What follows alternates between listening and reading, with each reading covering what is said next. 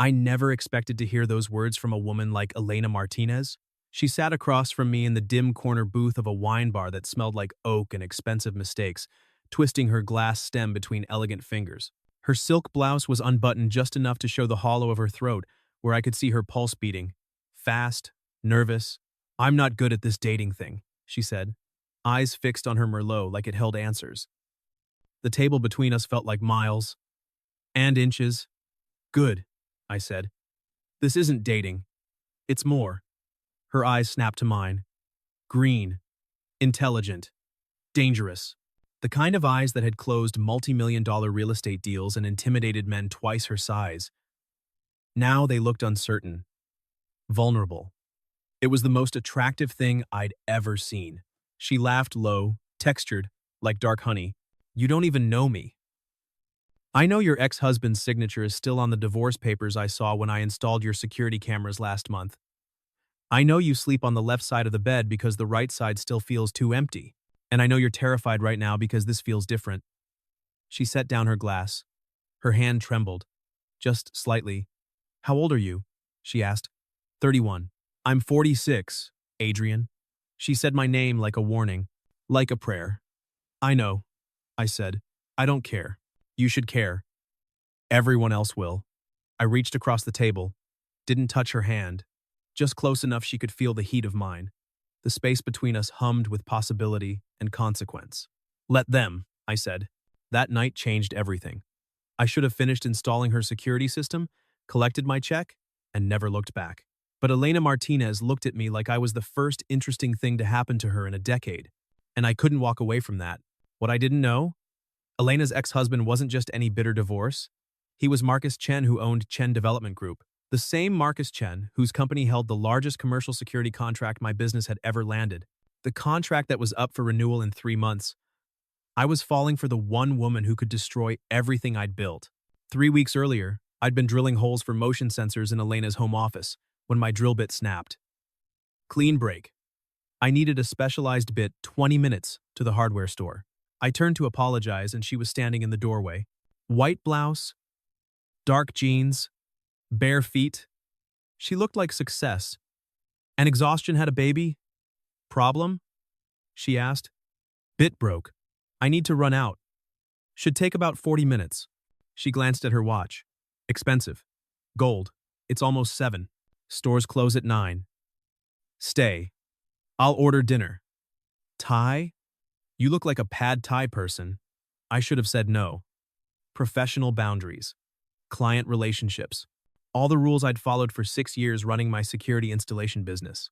Instead, I heard myself say, "Green curry. Extra spicy."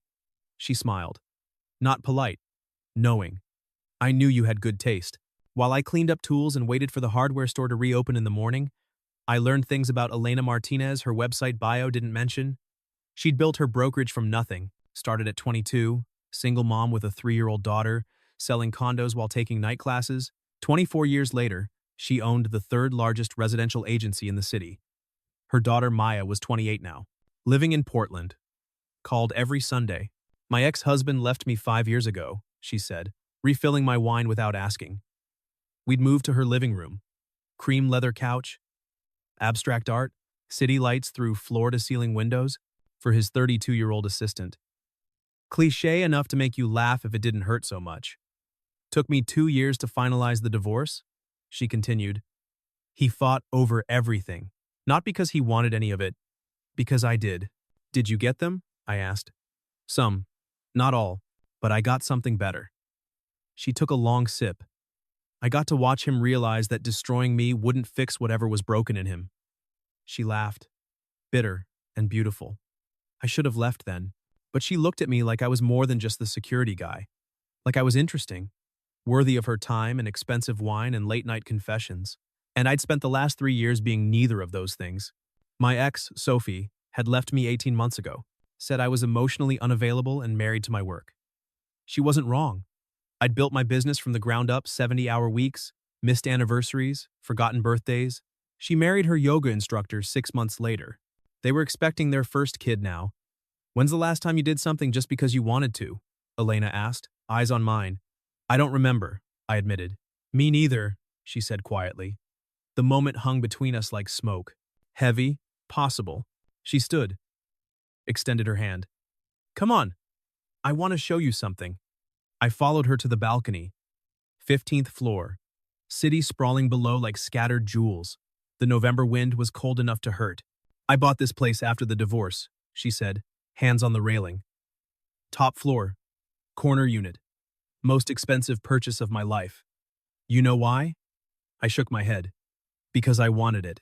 Not because it was a good investment. Not because my accountant approved. She turned to face me, wind catching her hair. Because standing here makes me feel like I'm flying. She stepped closer. Not touching, but close enough I could smell her perfume, jasmine and danger and promises I shouldn't make. When's the last time you felt like you were flying, Adrian? Right now? I said before I could stop myself. Her breath caught, visible in the cold air. I could see the gold flecks in her green eyes, could count every strand of silver threading through her dark hair, could feel the heat radiating from her despite the freezing wind. You should go, she whispered. I should, I agreed. Neither of us moved. I'm 15 years older than you, she said. 14 and a half, I corrected. I did the math. She laughed, the sound wrapped around me like warmth. This is insane.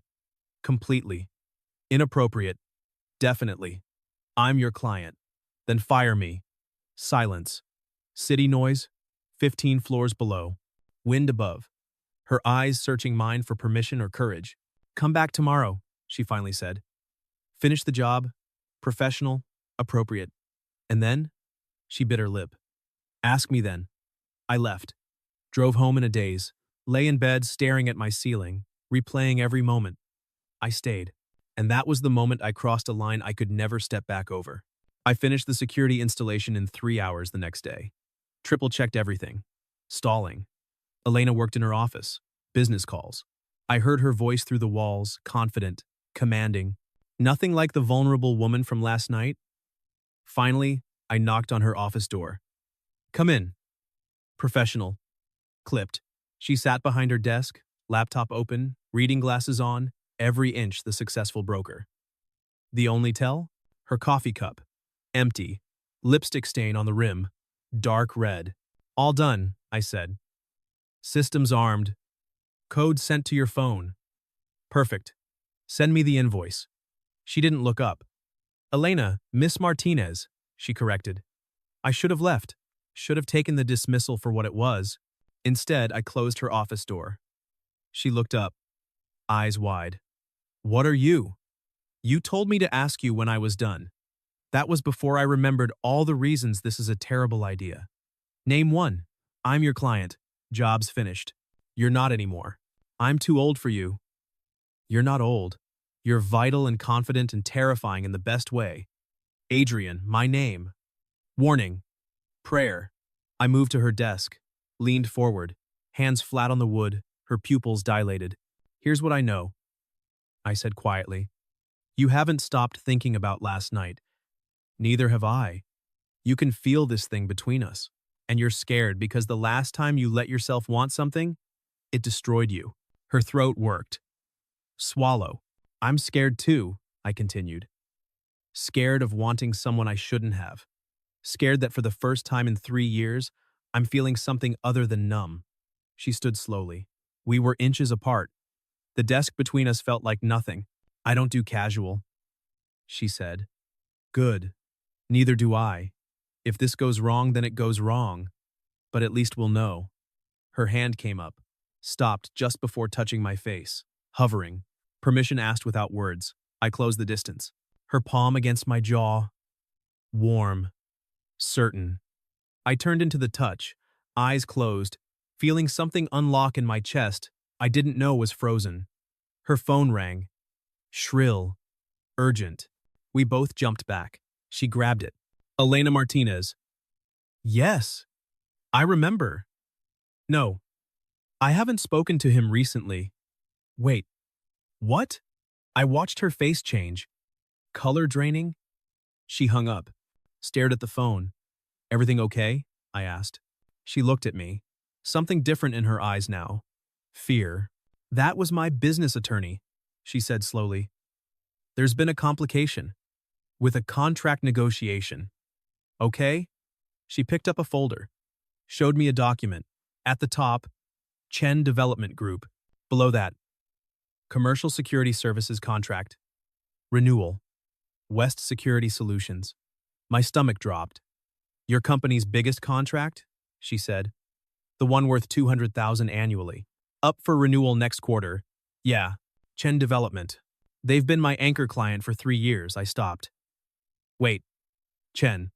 Your ex-husband is Marcus Chen, owner and CEO. She set down the folder. Your most important client is my ex-husband, the man who told his attorney he'd make sure anyone who sided with that bitch would regret it. The room tilted. Jesus, I breathed. My attorney just called because Marcus's office contacted her, asking questions about whether I'd been seeing anyone new, about whether that someone might be a security contractor he'd recently hired. We stared at each other. He knows, I said. He suspects. But he will know. Elena moved to the window. Marcus is vindictive. Adrian. When I won the beach house, he bought the lot next to it and built a garage that blocked my ocean view. This is what he does. He destroys. So if he finds out about us, he'll cancel your contract. He'll make sure no one in his network ever hires you again. Commercial real estate is a small world. She turned to face me. He'll bury you, and he'll love doing it because it hurts me. So we stop, I said, before it starts, before he can use it. Yes. Exactly. She nodded, but her eyes said something different. That's the smart play. The only play. The safe thing to do. Absolutely. Neither of us moved toward the door. Elena, don't. She held up a hand. Don't make this harder. We barely know each other. This is attraction. Chemistry. It's not worth destroying your business over. What if it is? It's not. How do you know? Because nothing is worth that. I've lost enough to know. I picked up my tool bag, walked to the door, stopped with my hand on the knob. For what it's worth, I said, not turning around. It would have been worth it. I left, made it to my truck, sat in the driver's seat staring at nothing. My phone buzzed. Elena. Dinner. Tonight. 7 p.m. One last time. To say goodbye properly. I stared at the message. Every logical brain cell screaming at me to say no. I typed back, send me the address, because some risks you take even when you know the cost. The Italian restaurant was exactly what I expected. Dark wood, candlelight, private booths. Elena was already there, different from the office, loose hair, burgundy dress, minimal jewelry except a thin gold chain that disappeared into her neckline. She looked like money in trouble. You wore the blue shirt, she said as I slid into the booth. You ask nicely. I don't ask nicely. I demand. I noticed. Her smile was sharp. Is that a problem? Not even a little. The waiter appeared. Elena ordered wine without consulting me. When he disappeared, silence settled between us. We should talk about boundaries, she said. I thought we were here to say goodbye. We are. But first, boundaries. If we're going to have one night together before we're smart and careful, we need rules. What kind of rules? Like no one can know. Not your friends? Not my colleagues? Definitely not my daughter. You have a daughter. 28. Maya. Lives in Portland. Calls every Sunday. Elena's fingers traced the wineglass stem. She'd lose her mind if she knew I was considering this. Someone 3 years older than her? She'd think I'd lost my grip on reality. Have you? She looked at me. Really looked. Completely. She said. But I don't want to stop. The waiter returned with wine. Poured. Vanished. Then what do we do? I asked. Pretend we don't feel this? We be smart, she said. Careful. We see each other when Marcus can't find out. When my daughter isn't visiting.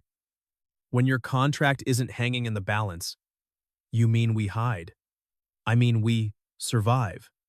She leaned forward. Adrian, you don't understand what Marcus is capable of. When we were negotiating the divorce, he had my office phones tapped. He hired a PI to follow me.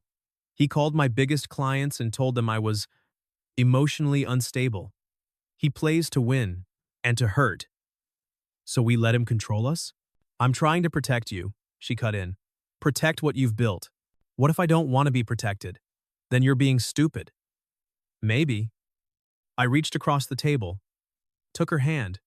But at least I'll know what this could have been. At least I'll know if this feeling is real or just chemistry that would have burned out. Her thumb traced my knuckles. One rule, then, she said quietly. We don't fall in love. We can't afford to. This stays physical. Fun. Temporary. Agreed. We both knew we were lying. We ordered pasta we barely tasted.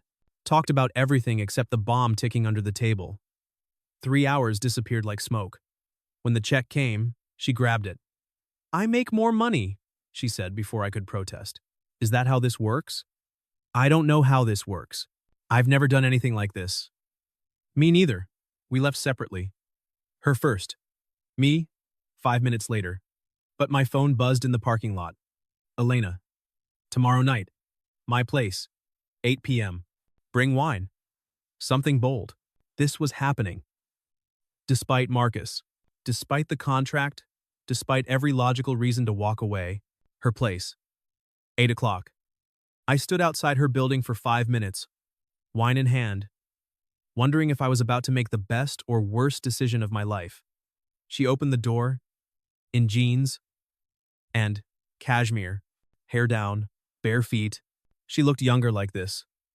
Softer. You came, she said. Did you think I wouldn't? I hoped you would. Feared you wouldn't. Wasn't sure which was worse. I stepped inside. The door closed with finality. She took the wine, examined the label, raised an eyebrow. Ambitious choice. I have excellent taste. In wine or women? Both. She laughed real, unguarded. We settled on the couch, not touching, but close. The city sprawled below through massive windows. Tell me something true, she said, pouring wine. Like what? Something you don't tell people. Not just because Sophie left before that. Since I stopped knowing who I was beyond my work, I built this successful business and somewhere along the way I became just the business. She nodded slowly. My turn? Fair's fair. I'm terrified. I wasted my life. The words came out quiet, raw. 25 years building a career. Sacrificing marriage and time with my daughter for what? A corner office and industry awards and an empty condo? She laughed without humor. Some nights I wonder if any of it mattered. Would you choose differently? I don't know, but at least I'd have chosen. Instead of just letting life happen while I was busy being successful, we sat in that truth. Two people who'd built impressive lives that felt hollow. Then Elena set down her wine, turned to face me. Adrian, what are we doing? I don't know. That doesn't scare you? Terrifies me, I admitted, but not as much as walking away. She moved closer. I could see the gold flecks in her eyes, could smell jasmine. I haven't done this in 7 years, she whispered.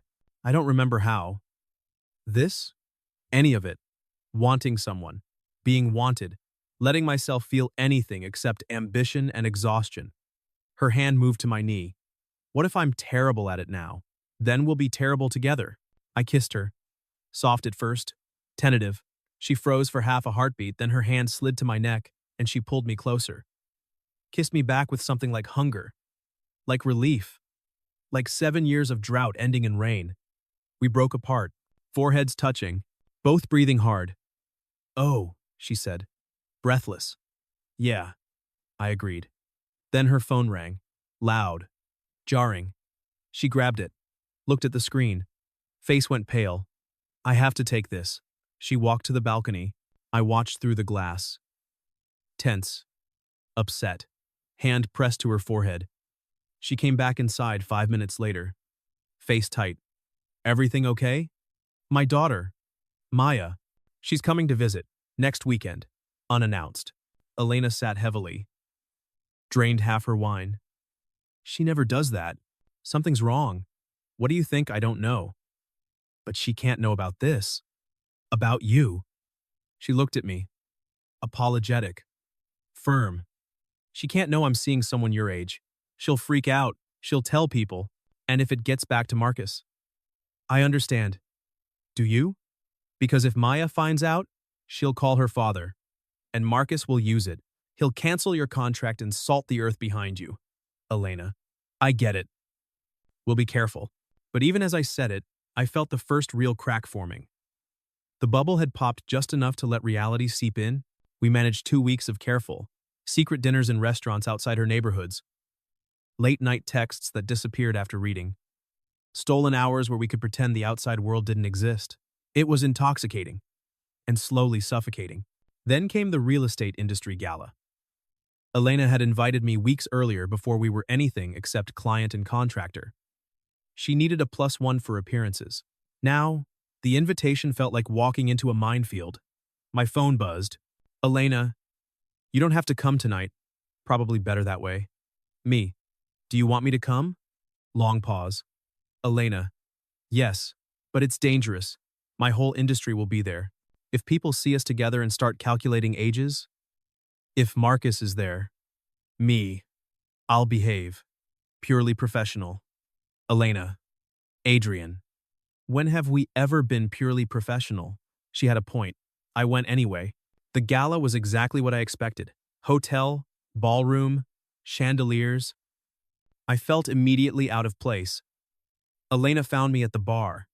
She wore black, fitted, elegant, hair up, diamond earrings. She looked like she belonged in this world of money and power. I looked like I'd wandered in from the parking crew. You came? She said, staying distant. Professional, you asked? I gave you an out. I don't want an out. I took a sip of whiskey. I want to be here. With you. Her eyes softened, then immediately hardened. We have to be careful, I know. Purely professional. I raised my glass. How am I doing? Terrible. You're looking at me like you want to kiss me. Because I do.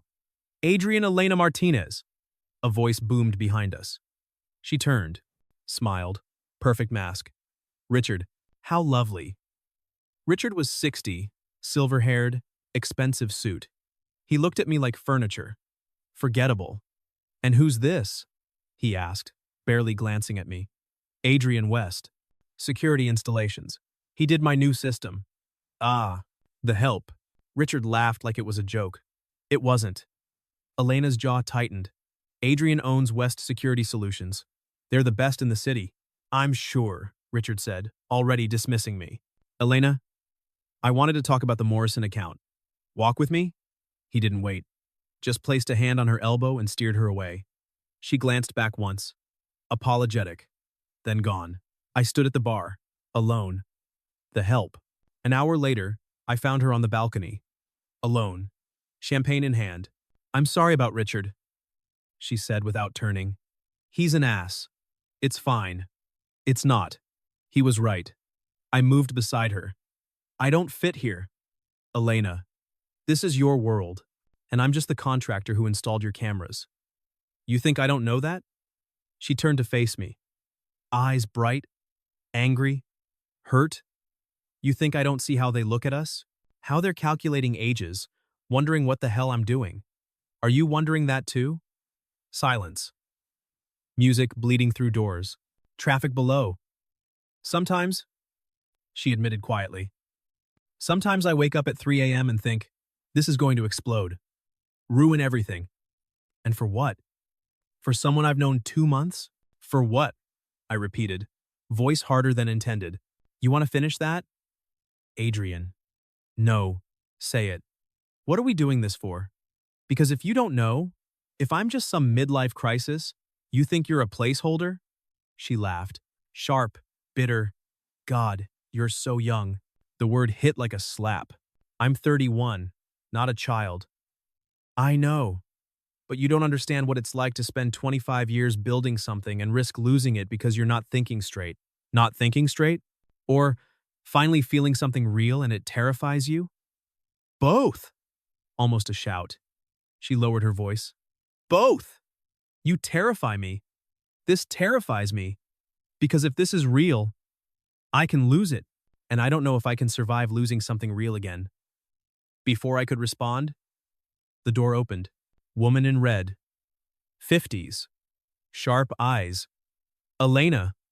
Victor's looking for you about Harbor District. Oh. She looked between us. Am I interrupting? No, Elena said quickly. Too quickly. Just getting air. Adrian was just leaving. The dismissal landed like a knife. I nodded. Kept my face blank. Miss Martinez, enjoy your evening. I walked past her. Through the ballroom. Out to my truck. Sat with hands on the wheel. My phone buzzed. I panicked. Me. I know. Elena. Come over tomorrow? Please? We need to talk. Me. To talk. Or to end this. Long pause. Elena. I don't know anymore. But I owe you a real conversation. You deserve better than that. I drove home. Didn't sleep. Wondered if loving someone meant accepting when they were ashamed of you. I showed up at Elena's apartment at noon. Hadn't slept. Still wearing yesterday's clothes. She opened the door looking the same. Exhausted, beautiful, conflicted, hair in a messy bun, no makeup, sweatshirt and yoga pants. Come in, she said quietly. I stood in her living room. Coffee? She asked. No, let's just talk. She nodded. Sat on the couch. I sat across from her. The distance felt intentional, final. I've been thinking all night, she started. About what you said. About us. And you're right. I am terrified. She took a breath. Terrified of what people will think. Of losing my reputation. Of my daughter's reaction. Of Marcus using this to destroy you. She looked up. But mostly I'm terrified of this being real. Because if it's real, it can break me. And I don't know if I can survive being broken again. Elena, let me finish. Her voice cracked. When David left, it almost destroyed me. Not because I loved him, I hadn't in years, but because it confirmed my worst fear. That I was unlovable. Too ambitious. Too cold. Too much. And I built walls so high that no one could ever get close enough to hurt me again. She stood, paced to the window. Then you showed up. With your stupid blue shirt and your honesty and your way of looking at me like I'm the most fascinating person you've ever met. And those walls started cracking. And it terrified me. Because her voice broke. She stopped. Took a breath. Because you're going to leave? She finished quietly. Maybe not today. But eventually you'll realize I'm too old. Too complicated. Too damaged. That you wasted your 30s on someone who was already fading. And when you leave, those walls won't go back up? I stood, couldn't watch her hurt from across the room. You don't know that I'll leave, I said. Don't I? She turned to face me. You're 31. You should be with someone who can give you decades. Kids if you want them. A normal relationship where you don't have to hide or apologize. Stop. I closed the distance. Stop deciding my future for me. Stop assuming I'm too young to know what I want. Then what do you want? Her eyes filled with tears. Because I can't keep doing this if we're just counting down to the inevitable. You. I want you. Exactly as you are. For how long? I don't know. Does anyone know?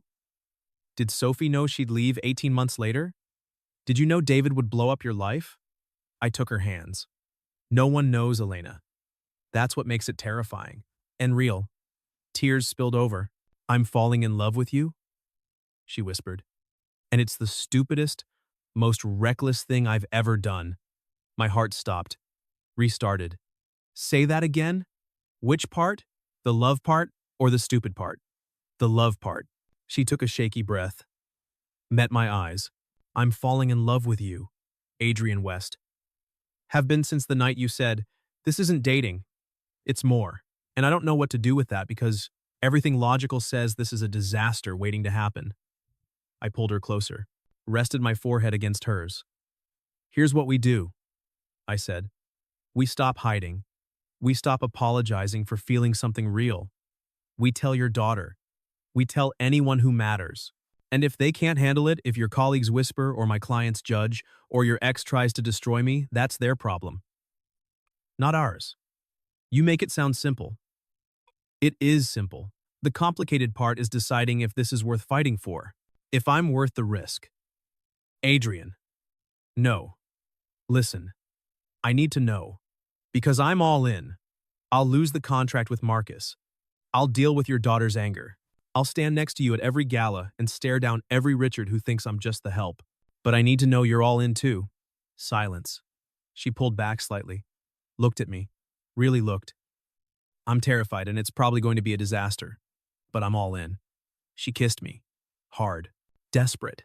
Like sealing a promise we both knew would cost us. Okay, she said against my mouth. We do this. For real. No more hiding. No more hiding. I agreed. My daughter's gonna lose her mind. Probably. My colleagues will talk. Definitely. Marcus is going to come after you. Let him. I'll deal with it. We might lose everything. Maybe. But we'll do it together. She laughed and cried at the same time. Kissed me again. Softer. Like a promise. I'm still terrified, she admitted. Good. Me too. Let's be terrified together. Telling Maya was worse than we imagined. She arrived Friday evening. Let herself in. Saw me sitting on her mother's couch, wine glass in hand, clearly comfortable. She froze. Mom? Who's this? Elena stood. Squared her shoulders. Maya, this is Adrian. Adrian, my daughter Maya. Hi, I said. Extended my hand. Maya didn't take it. Looked between us. I watched the math happening, her eyes widening. Mom, how old is he? Maya, how old is he? I'm 31, I said. Oh my God. Maya's voice rose. You're dating him? He's Mom. I'm 28. He's closer to my age than yours. I know how old everyone is, Elena said. Calm, firm, and I'm not asking permission. I'm introducing you to someone important to me. Important? How long has this been going on? 3 months. 3 months? And you didn't tell me? What? You were hiding him? Maya turned on me. What do you even want from her? Money? A sugar mama? That's enough, Elena said sharply. No, it's not. This is insane. Are you having a midlife crisis? Because there are therapists for that, Mom. You don't have to date someone practically my age. He's not your age. He's an adult who treats me with respect and makes me happy for the first time in 7 years. And I'm sorry that upsets you. But I'm not sorry I'm with him. Maya stared at her mother like a stranger. At me like a predator. I need air, she said. Grabbed her jacket, slammed the door. Elena sank onto the couch, put her face in her hands. She hates me. She's in shock. She'll come around. Will she? Elena looked up, eyes red. Would you? If your mother started dating someone 3 years older than you? Honestly, I'd probably react the same way, I admitted.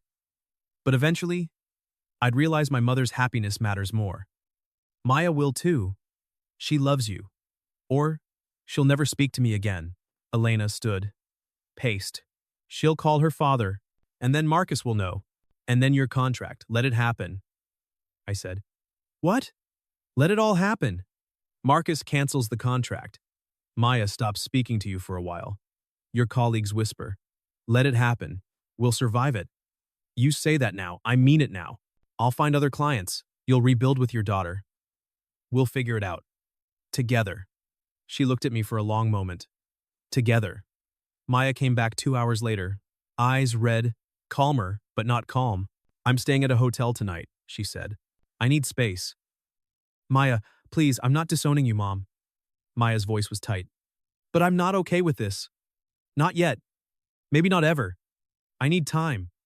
She looked at me. If you hurt her, if this is some fling or you're using her, I will destroy you. Understand? Understood, I said. But I'm not using her. And this isn't a fling. We'll see, Maya said. And left. Elena cried. I held her. Monday morning, Marcus canceled the contract. The email came at 8:47 a.m. Professional. Cold. Due to restructuring and budget considerations, Chen Development Group will not be renewing services. Thank you. I called. Voicemail. Called again. His assistant said he wasn't available. I knew exactly why. $200,000. Gone. My biggest client. The anchor that let me hire employees and lease office space. Gone. Elena came over that night. Saw my face. He canceled, she said. Not a question. This morning. God. Adrian. I'm so sorry. This is my fault. Don't. I pulled her close. Don't apologize. Marcus is vindictive. That's on him. Not you. Not us. But your business will survive. I'll find other clients. I'll rebuild. I pulled back. The question is, are you okay with what it cost? She kissed me. I'd pay it again. The next 3 months were hard. I lost 2 more clients, friends of Marcus who'd heard concerns. Elena lost a major listing when a client wanted someone more focused on business. The real estate community talked, whispered, judged. Maya didn't call for 6 weeks. When she finally did, the conversation was stiff. She agreed to have dinner. One dinner. To talk like adults. That dinner was awful. Maya asked pointed questions, made cutting remarks about age appropriateness. Elena held her ground. I stayed quiet and let them work it out. By dessert, Maya softened. Slightly. I don't understand this, she admitted, and I don't think I'll ever be completely okay with it. Happier than I've seen you in years, so I'm trying. That's all I ask, Elena said. Don't screw this up, Maya told me. She's giving up a lot for you. I know, I said. So am I. The business slowly recovered. I took on smaller clients, residential work. It paid less, but it paid. I hired back employees, built back what I'd lost. Different, smaller. But mine. Elena's business stabilized. Some clients came back. Others didn't. She stopped caring about the ones who judged her for choosing happiness. And us? We fought. About Maya's birthday where I wasn't invited. About my mom's comments about grandchildren. About the gala where she introduced me as her boyfriend and people walked away. But we stayed. We chose each other. Every day. Even the hard days. Especially the hard days. 2 years later, I still remember the night at that wine bar when Elena said, I'm not good at this dating thing. We were never good at dating. Too combustible for slow and steady. Too real for anything less than all in. But we're good at this. At loving imperfectly. At fighting for each other when the world judges. At choosing each other every morning, despite the complications, and whispers, and costs. Elena turned 48 last month. I'm 33 now. The age gap hasn't gotten smaller, but somehow it's gotten quieter, less relevant, less interesting to everyone except people who were never going to approve anyway. Maya's coming for Christmas. She's bringing her new boyfriend who, ironically, is 9 years older than her. Elena and I exchanged a look when she told us. Didn't say a word. Just smiled. She's warming up to me, slowly. We're not close but not hostile. She calls me Adrian now instead of him. That feels like progress. My business is stable. Different than before. Smaller. But mine. And I don't owe Marcus Chen anything. Elena still runs her brokerage. Still works too hard. Still comes home exhausted and beautiful and exactly who she is. Some colleagues still whisper. She's stopped caring. My mom eventually admitted she was wrong. Took a year, but they're friends now. They bond over wine and true crime and trading stories about my terrible teenage years. Sometimes people still calculate our ages. Still do the math. Still wonder what we're doing together. I don't wonder anymore. I know exactly what we're doing. Building something real from impossible odds. It's not always pretty. Not always easy. Some days it's actively hard when someone makes a comment. When we remember what we've lost. When Maya reminds us she's still processing. But it's more. More than I expected when I walked into her house to install security cameras. More than either of us thought possible when we were both just lonely people pretending to be okay. More than the business I lost, or the reputation she risked, or the judgment we both face. She's worth it. This is worth it. And I'd make the same reckless decision all over again. So, let me ask you something. Have you ever felt that pull towards something everyone says is wrong? That person who makes no sense on paper but feels like the only thing that makes sense in your bones? What did you do? Did you play it safe? Protect yourself? Choose the logical path? Or did you take the risk? Cross the line? Choose the thing that terrified and exhilarated you in equal measure? Because here's what I learned. The safe choice protects you from pain, but it also protects you from everything real. And I'd rather have 2 years of real with all its mess and cost and complication than a lifetime of safe. What about you?